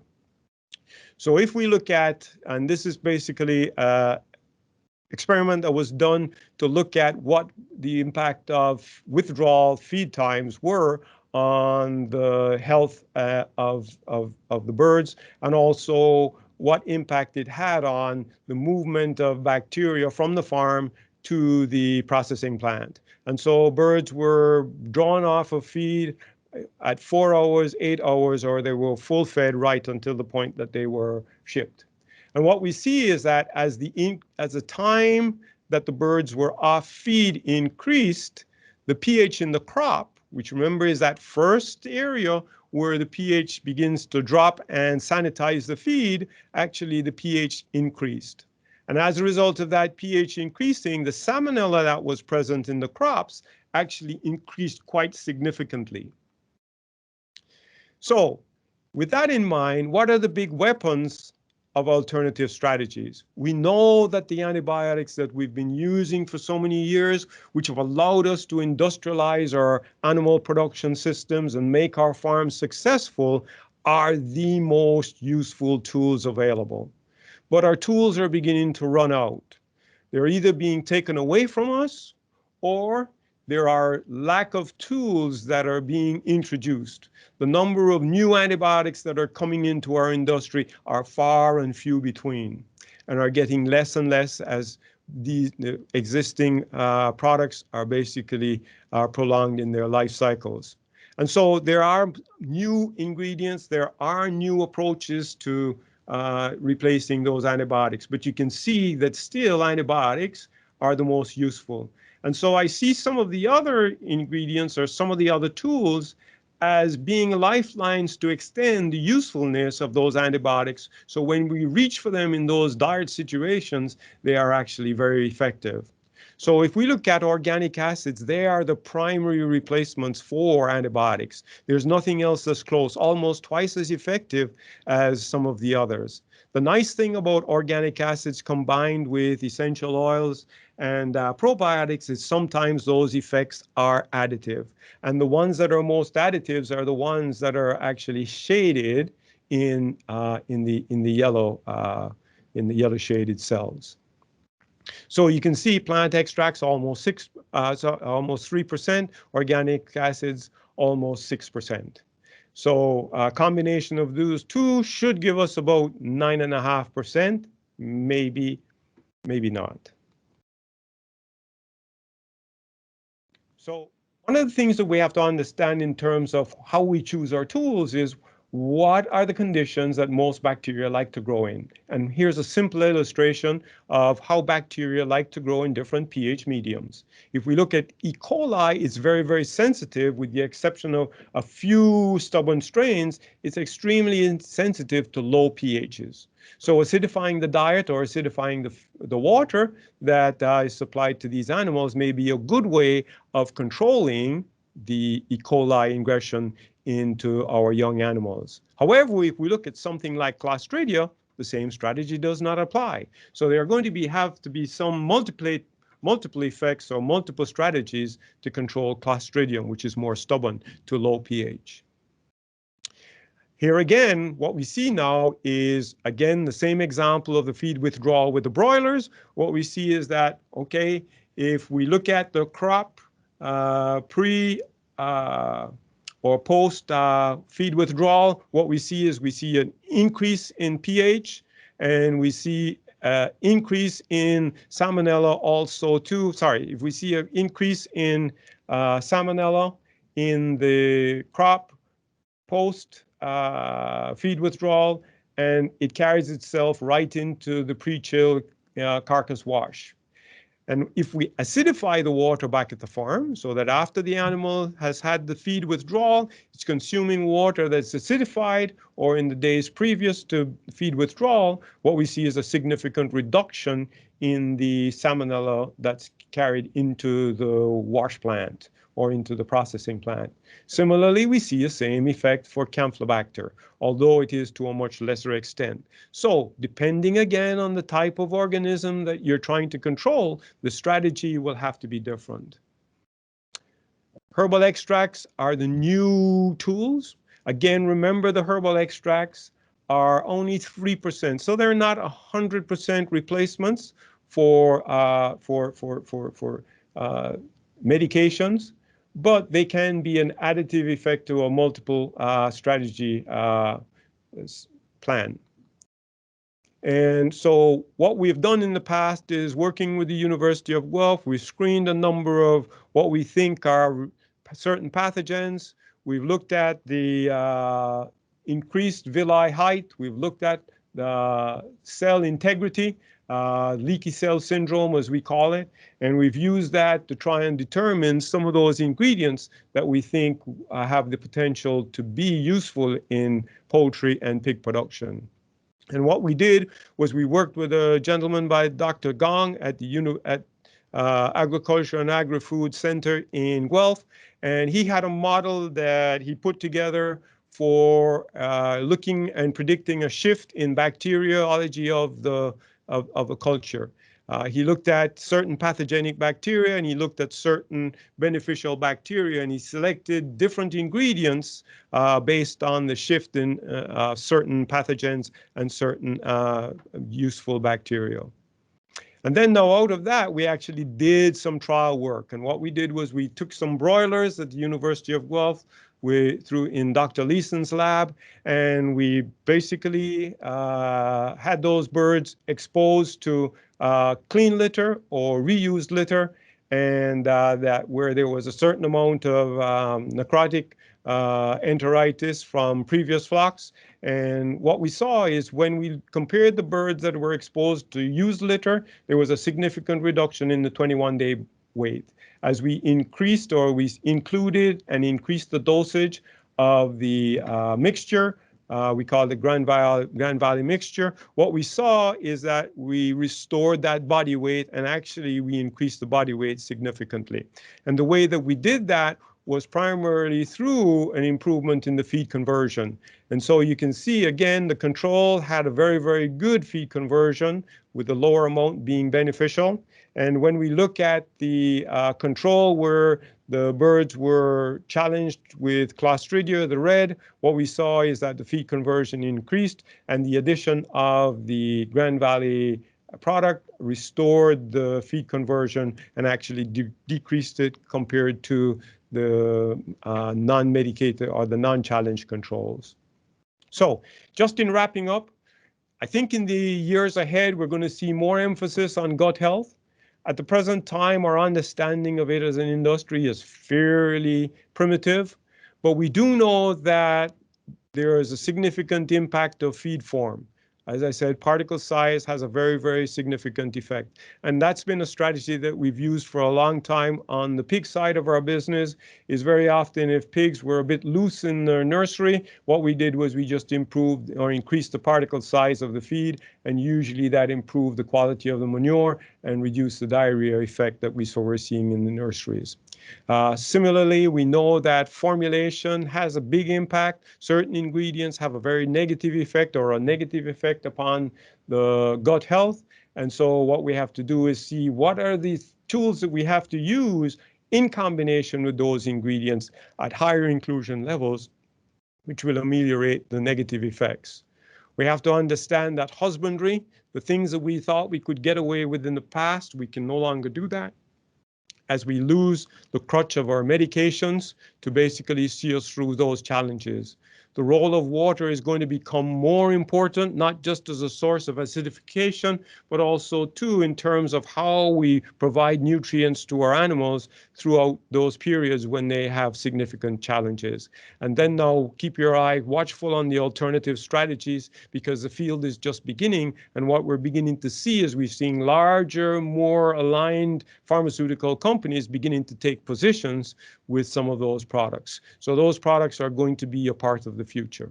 Thank you so much for your attention, and I'll take any questions now if you have them. Everybody's quiet. Okay, seeing no questions, I'm going to pass it over to Ryan now, and he will complete our evening and talk about some of the other practical applications of controlling the gut health of the animal. Thanks, Marty. And don't go far, Marty. I will have some questions for you later. We'll have a quick little session between the two of us. So, yeah, we are approaching the end of our day. So before I start presenting, I will just again thank Dr. Bell for coming on, Ian and Dr. Clunies for coming on as well. Thanks to the marketing team and Matt here specifically for putting up with all my requests last minute and everything. Yeah, thank you to everybody who attended today, and looking forward to when we can meet again. So if you're ready, Matt, we'll fire it up. Perfect. So I was struggling to put a title to my presentation today, and I got thinking about what my role at the company is as a poultry production improvement specialist. And I wanted to talk about broilers today, so I wanted to talk about production improvement for broilers and some of the future work that we're looking at as an industry and as a company as well. But before I get into some of the projects that GVF has been on, I'm going to just briefly introduce myself to some of you who have not met me already. I'll talk a little bit about the work that I've done as part of my thesis at the University of Guelph on coccidiosis, and then the big thing that both Dr. Bell and Dr. Clunies talked about today, which was the Category 3 antibiotic removal. So background about myself, grew up outside Hagersville, Ontario, which if you see on the top left, there's a map of southwestern Ontario, and the little red dot is where Hagersville is, just south of Hamilton. Grew up on a broiler chicken farm there, and we have turkeys there as well. Shout out to the family members from the farm who are watching right now. Picture of myself when I was a kid holding a chick, and then years later in a chicken suit behind a computer desk. I completed my Bachelor of Science at the University of Guelph. Following that, I worked at a research facility outside Burford, Ontario for a number of years, which drove me back to the University of Guelph to pursue graduate studies. And that I just completed last fall. In December of 2020, I finished my PhD looking at coccidiosis of commercial broiler chickens. So I will briefly go through one of the chapters of my thesis today. I'm not going to bore you all with all 170 pages of it. Just we'll trim it down a little bit for you. So when we're looking at coccidiosis, it's not really just one disease. We've got several different species of Eimeria that cause this disease in chickens, and they infect different areas of the gut, and they infect the gut in a different way. The bottom of the screen there, you see that what's the egg-like structure. It's called an oocyst. And the highlighted boxes here are just the more typical cocci that you'll see in the barns. And just in interest of time, we won't go through all these today. But when we're looking at controlling these, you can't really eradicate and you can't disinfect for them. There are some products that have some effectiveness on coccidia, but it is not the only thing that a farmer would do. You're not going to see somebody who just uses disinfection to eradicate cocci from their facility. What most farmers are typically using include either live vaccination or anticoccidial medication. And so real quickly, when we used prophylactic medications, historically, they've been very successful, and that's because we've used programs such as shuttle programs or rotation programs. And these products that we still have today are still used very ubiquitously, and they reduce clinical coccidiosis, but resistance and subclinical coccidiasis has become a concern. And if you don't have proper coccidiosis control, this could predispose to necrotic enteritis. When we look at different medications, they can be classified as either ionophores or chemicals. The ionophores have some importance to human medicine because they have antimicrobial activity. So these will not be allowed in RWA. However, the government of Canada has said that chemicals are not important to human medicine, so they are technically allowed in RWA, although I have not actually seen any chemicals used in an RWA program so far. And that's more on the processor side and the consumer choice rather than government. We've got a whole cocktail of different products that have been available to us. And as Dr. Clunies had mentioned, we don't have a whole lot more coming out on the line. Just because the companies that manufacture these things, these products, see the writing on the wall that we're moving away from this stuff. Again, although some are successful, the process to get these products registered is rather burdensome. So that's why no new products have really come out, I think, since the early 90s. I think the most recent one is Clinicox diclazerol, but I could be wrong at that. The alternative option to medicating is to use the vaccine, and this is typically what's used in RWA programs raised with antibiotics. We are giving live parasites, so there is a small, but there is a risk that the vaccine could cause damage. And we want a little bit of damage, but not too much, because we need the birds to generate some immunity to these parasites. And this is where flock management becomes really important, because the chicks get exposed at the hatchery, but they need more than one exposure to develop that immunity. And that comes into on-farm management. The other bonus here is that the parasites that are included in most of the vaccines were collected decades ago, so they're drug sensitive. So by using the vaccine, you actually put drug sensitive cocci back in your barn. That means your drugs will be more effective later on when you go to use them. So a bit of my thesis work was monitoring coccidiosis. How can we do this? One is to look at lesions in the gut, but if they're low-level infections, it might be hard to find. And you're sacrificing, or you're necropsying birds that otherwise would have made it to market. So we want to reduce that, and one of the options would be to look at fecal material. You could take fecal samples from the barn, bring them back to the lab, and process them to look for those oocysts, those egg-like structures in the feces. And there's just a quick little process, and then you use a microscope, and then you can count them, and this gives you a final oocyst per gram, a concentration. So what do the oocyst per gram counts mean? And really, you can't just look at one time point, because all the ages of birds, or sorry, the age of the bird will influence the count, but how the previous count was will influence it as well. And we'll kind of go through that really quickly here. This graph, although you can't quite see the x-axis, that is 1 week, 2, 3, and 4 weeks of age. And so we see around the first week, day 7, it's all going to be dependent on the vaccine application if this flock is vaccinated. Day 14 depends on day 7, and that the good management happened in the barn. Day 21 is again dependent of the day 14 and management in the barn. And then finally, the last of these samples in this particular example here, day 28, is going to be the result of immunity development. And so what we're really driving at here is that the vaccine success will depend on the cycling of the cocci in the barn. So how does this work for us? And how did this work for my project? I looked at over 50 commercial broiler farms from throughout the province, and I sampled some of them multiple times in the summer or winter, and they were either split into either medicated or a conventional program with an antibiotic and an anticoccidial, or they're on a vaccinated, in which they're on an ABF or RWA program. And I would sample on a weekly basis and then submit these samples for oocysts per gram calculation, and then I would collect some performance data as well. This research is published in Poultry Science, which is open access. So if you want to read into this further, or if you want to look for my thesis, you can send me a note and I will forward these articles on to you. So if you look at the cocci in a medicated flock, and the cocci counts as the bird's age. The age of the bird is going along the x-axis, and then each line that you see here is a different farm. It's quite remarkable that these 53 medicated flocks have very distinct shedding patterns, how they change from one day to another or 1 week to another within a flock. So it's quite variable. And then I'm going to keep the same axis values for the x and y axis and move to the vaccinated flocks as we move forward here. And you can see here that's much more consistent. And this really has to do with when that first exposure to the cocci takes place. And the vaccinated flocks, every chick, or virtually every chick, is getting exposed at the beginning at the hatchery. Whereas if you look at your medicated flocks, depending on the product that's used, depending on the management, the disinfecting, the time of year, it's quite a lot more variable here. We can't tease out which drugs are working here, which drugs aren't, because this was a catch-all. We just said all feed mills, all hatcheries, all processors, all farmers are welcome to join in. So it's just, if you want to join, come on in, we'll take you. But still very interesting results to start to show what a normal value might be in a type of production at a specific age.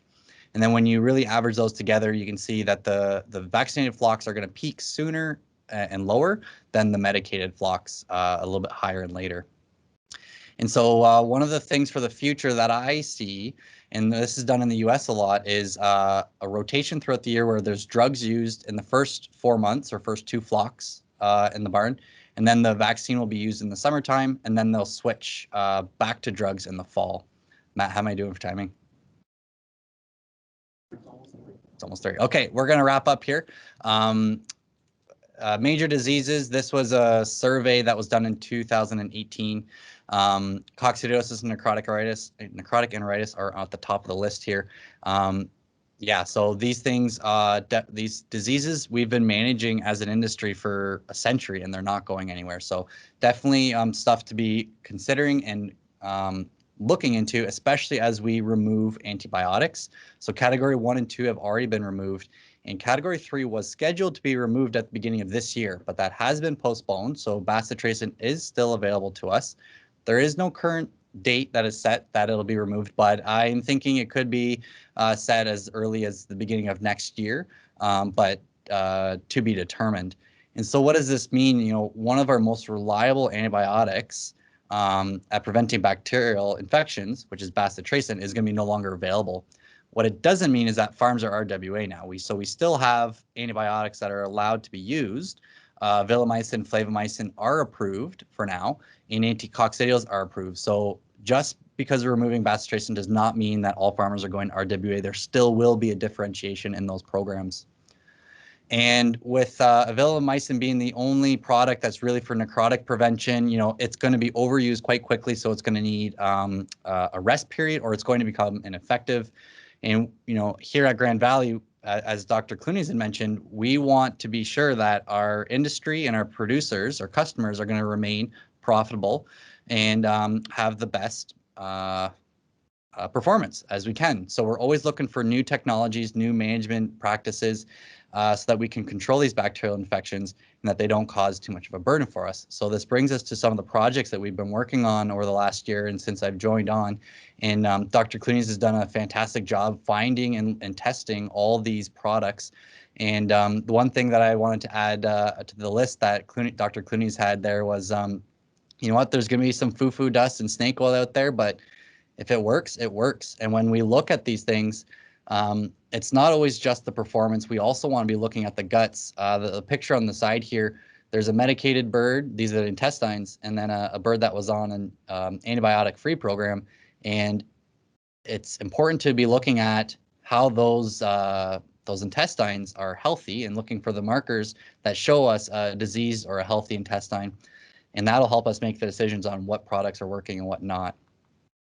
So when we've done some research at a local facility here just outside of Guelph, and we will do weekly body weights. We will collect all the important metrics that our farmers are going to be concerned about, including mortality, condemns, feed conversion, and then we've done some work on pelleting, pelleted feeds versus mash feeds, and then our medicated program versus our ABF program. So lots of promising data here. If anybody has received the poultry grist that just came out last month, you would have seen this table in there already. If you are not signed up for a poultry grist, you should be able to find it on our website. And so what else are we doing? We're doing some other on-farm research with small pens. So we'll set these pens up at my parents' operation, where we will feed a small number of birds, and we can get fantastic data out of here. And then it's nice to compare two different diets to how the birds performed in the rest of the barn. Again, in the interest of time, I won't go through these numbers. And then even at some of our commercial customers, we will set up some pens in their barns as well. So if you're lucky or privileged enough to see some of these pens, sometimes they're short term, sometimes they're long term, but we're always testing out new diets, new technologies, and finding the ways to enhance your operation. One of the big things that's been on my radar lately is managing mash. As you can see, there's a lot of different types of feeders out there, and really when it comes down to mash feed, which is our primary business, we need to be working with the equipment properly to get the birds to be eating as best we can. And that also leads into particle size, and this was touched on by Dr. Clunies in terms of health, but also in terms of the nutrition as well. We want the birds to be eating all of the feed and getting the optimal sizes of particles for the birds to eat is something to be looking at for us as well. So I know I went through that rather quickly, but I wanted to leave some time if anybody did want to ask questions. If we've still got anybody. Oh, looks like there's still a few people here. Great. Any questions for Dr. Clunies or I? Yep, Marty's got a question for me. Yep, so Marty asked the question about the oocyst cycling patterns in my commercial research, and that I showed vaccination compared to anticoccidia medications, and then how did the results from neither of those groups, ones that were given nutraceuticals, and how did that compare? I actually don't have a lot of results from that. Everybody was either using the vaccine or on ionophore, so I don't have anybody who fit outside of those two categories. Yeah, so I think if the product's going to work, it might show similar to an ionophore, where that's not going to be perfectly killing all the cocci. So there's going to be some leakage. We would see some cocci, but if it's but low levels, right? Just low levels of oocysts. But I would imagine that it's going to be stalling it long enough that the birds will mount an immunity anyways. So it might kind of fit right in the middle of those two groups, where the drugs are too effective at the beginning of the flock, so that some birds get exposed earlier, but they will develop immunity faster, but not quite as fast as if they're vaccinated. Thanks. Okay. Other questions? I think I want to just throw one question to Dr. Clunies, if you want to come join me again. So I'll ask the question into the mic, and then I'll step aside so you can answer it. So what are you most excited about that you've learned or experienced in the last 3 months or the last year? Something for our customers. I think the thing that I find most exciting is just the rate at which new ideas are coming forward, and ideas that actually have data to support some of the choices of using these products in commercial flocks. At the present time, I work with a number of those products in the US. The US is a very, very different system. It has many different programs, from cage-free. It has for layers. It has RWA. It has non-GMO. It has organic. It has almost every type of program, almost like models of cars. And so we have a number of those products that we've been using commercially in those farms, and the performance is relatively comparable to what we would see in a medicated program. And so that excites me. We still have a lot to learn. We still have some challenges when we introduce some new ingredients that are particularly harsh on the system. Some of these products don't work as well as would an antibiotic or a antibiotic ionophore combination program. So that's a challenge for us to try and get to that point where they work. Good answer, Marty. Okay, I think at that point, I'm not going to hold the rest of your afternoon hostage any longer. So I will let everybody go. One final time, thank you so much for everybody to join. I will give one last chance to ask any questions if we've sparked some interest out of anybody at all. Bearing none, thank you very much, everybody, and I hope you enjoy the rest of your day, and hope to see you soon.